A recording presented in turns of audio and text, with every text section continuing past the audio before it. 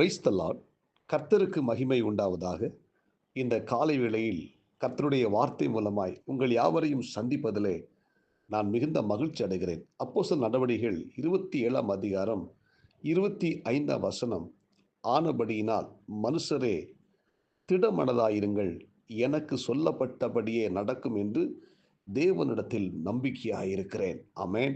இந்த குறிப்பிட்ட வேத பகுதியை வாசிக்கும் போது அப்போஸ்தலனாகிய பவுல் கப்பல் பயணம் செய்து கொண்டிருக்கிற நேரத்தில் அவரோடு கூட 276 பேர் கைதியாக கப்பலில் பிரயாணப்பட்டு கொண்டிருக்கும் பொழுது அந்த ஒரு பெரிய ஒரு கடும் காற்று கப்பலில் மோதி அந்த கப்பல் உடையத்தக்கதாக ஒரு பெரிய ஒரு ஆபத்து நிறைந்த அந்த பயணத்தில் கப்பல் உடைந்து போய் 276 பேரும் கடலை தத்தளித்து கொண்டிருக்கிற நேரத்திலே பவுலுக்கு தேவதூதன் தரிசனமாகி, பவுலே, நீ பயப்படாதே, நீ ரோமாபுரிக்கு போய் ராயனுக்கு முன்பாக நிற்க வேண்டும் என்று சொல்லி ஆண்டவர் அந்த பவுலுக்கு தரிசனமாகி தம்முடைய தூதனை அனுப்பி வார்த்தை கொடுக்கிறார். எனவே உன்னோடு கூட பிரயாணப்படுகிற யாவரும் மரிப்பதில்லை என்று சொல்லி பவுலுக்கு தரிசனம் கொடுக்கிறார்.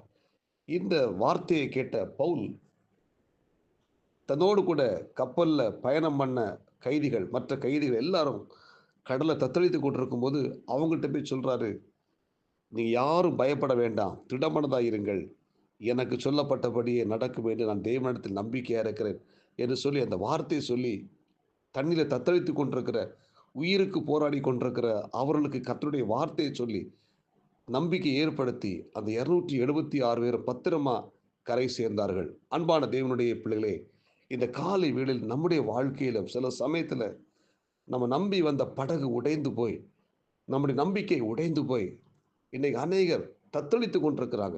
கரையேற முடியாம, தப்பி பிழைக்க முடியாம இன்னைக்கு தத்தளித்து கொண்டிருக்கிற இந்த சூழ்நிலையில் இன்றைக்கு பவுலுக்கு தூதன் தரிசனமாகி சொன்ன வார்த்தையை இன்றைக்கு நான் உங்களுக்கு சொல்லுகிறேன். ஆமென். ஹல்லேலூயா. திடமனதாயிருங்கள், எனக்கு சொல்லப்பட்டபடி நடக்கும் என்று தேவனிடத்தில் நம்பிக்கையாக இருக்கிற இந்த வார்த்தையின்படி இந்த காலை நேரத்தில் நாம் எல்லாரும் தத்தளித்து கொண்டிருக்கிற வேதனையோடு, பாரத்தோடு, நெருக்கத்தோடு, கண்ணீரோடு, கடன் பாரத்தோடு, வியாதியோடு கூட போராடி கொண்டிருக்கலாம். என்ன செய்யணும் தெரியாம, வழி தெரியாம இருக்கலாம். கவலைப்படாதீர்கள். நம்ம எல்லாரும் தப்பி கரையேற போகிறோம். அல்லேலூயா. நம்மை ஆண்டவர் ஆஸ்வதிக்க போகிறார். அல்லேலூயா. இந்த சூழ்நிலை எல்லாம் மாற போகிறது. ஆமென். அல்லேலூயா. இந்த இறைவார்த்தை கேட்கிற தேவனுடைய பிள்ளைகளே, தேவன் நம்மை குறித்து ஒரு திட்டம் வைத்திருக்கிறார். அந்த திட்டம் பார்த்தீங்கன்னா உயர்வானது, மேலானது. இந்த சூழ்நிலைகள் நம்மை விட்டு மாறும். இந்த வேதனைகள் மாறும். இந்த கடன் பாரங்கள் மாறும். நெருக்கங்கள் நீங்கும். எனவே நாம் சோர்ந்து போய்விடக்கூடாது. நாம் கர்த்தர் மேல் நம்பிக்கையா இருக்க வேண்டும். அவர் நமக்கு எத்தனையோ வாக்குத்தத்தங்களை கொடுத்திருக்கிறார். எத்தனையோ வார்த்தைகளை கொடுத்திருக்கிறார். அந்த வார்த்தைகளை நாம் பிடித்து நாம் விசுவாசமா இருப்போமானால் நிச்சயமாக நம்முடைய வாழ்க்கை அற்புதங்கள் நடக்கும். ஆசீர்வாதங்களை கர்த்தர் கொடுப்பார். இந்த சூழ்நிலை மாறும். ஆமென். நம்முடைய தேவன் நமக்கு வாக்குத்தத்தங்களை கொடுத்திருக்கிறார். அல்லேலூயா.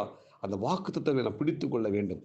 அந்த வாக்குத்தத்தங்கள் நம்முடைய வாழ்க்கையில ஆசீர்வாதங்களை கொண்டு வரும். தேவன் நம்முடைய வாழ்க்கையில கொடுத்த அத்தனை வார்த்தைகளை நாம் இன்றைக்கு நினைவுபடுத்தி நாம் தேவ சமூகத்திலே நாம் ஜெபிப்போமானால் கர்த்தர் நம்முடைய வாழ்க்கையில பெரிய காரியங்களை செய்வார். அல்லேலூயா.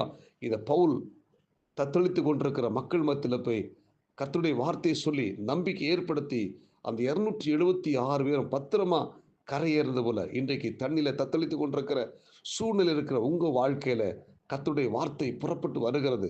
நீங்க ஆண்டவருடைய வார்த்தையை பிடித்துக் கொள்ளுங்கள். நிச்சயமாக முடிவு உண்டு. உங்க நம்பிக்கை வீண் போகாது. ஆமென். நாம் எல்லாரும் தப்பி பிழைப்போம். அல்லேலூயா. நாம் எல்லாரையும் கர்த்தர் ஆஸ்வதிப்பார். இந்த இறை வார்த்தை கேட்கிற ஒவ்வொரு தேவனுடைய பிள்ளைகளையும் ஆண்டவர் பலப்படுத்துவாராக. நாம் சோர்ந்து போக வேண்டாம். இந்த வார்த்தையை சொல்லி நாம் ஜெபம் பண்ணுவோம். நமக்கு எத்தனையோ வாக்குத்தத்தங்களை கர்த்தர் கொடுத்திருக்கிறார். ஆமென். அந்த வாக்குத்தத்தங்கள் ஒன்றன் பின் ஒன்றாக நிறைவேறுகிற ஒரு காலகட்டத்துக்குள் நாம் வந்திருக்கிறோம். ஆமென். அல்லேலூயா. எனவே இந்த இறைவார்த்தை கேட்கிற தேவனுடைய பிள்ளைகள், நீங்கள் தண்ணீரை தத்தளித்துக் கொண்டிருப்பது போல இருக்கலாம். என்ன செய்ய போறோம் வழி தெரியாமல் இருக்கலாம். சோதரம் தப்பி பிழைப்போம் என்கிற நம்பிக்கை அற்று போய் இருக்கலாம். நாம் சோர்ந்து போக வேண்டாம். நமக்கு ஒரு புதிய வழியை கர்த்தர் வைத்திருக்கிறார். அல்லேலூயா.